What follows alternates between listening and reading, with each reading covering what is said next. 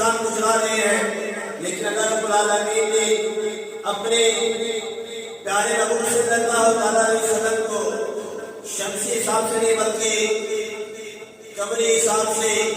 چلنے کا حکم دیا، اور اس لیے تو دیکھا جائے آج جب کرتے ہیں تو یہ انگریزی مہینے سے نہیں کرتے بلکہ اسلامی مہینے پر کرتے ہیں۔ آج ذو الحجہ کے مہینے میں ہوتا ہے، کبھی یہ نہیں کہا کسی نے کہ جس طرح اسلامی مہینے کا آخری مہینہ ذو الحجہ ہے، یہ نہیں کہتا کہ انگریزی مہینہ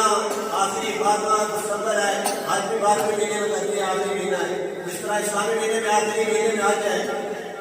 تو انگریزی مہینے کے بھی آخری مہینے میں حج ہونا چاہیے، لیکن نہیں، اللہ رب العالمین نے حج کرنے کا حکم اسلامی مہینے سے ذو الحجہ میں حکم دیا ہے کہ 10 ذو الحجہ کو حج فرض ہے۔ جن دوستوں پر ایمان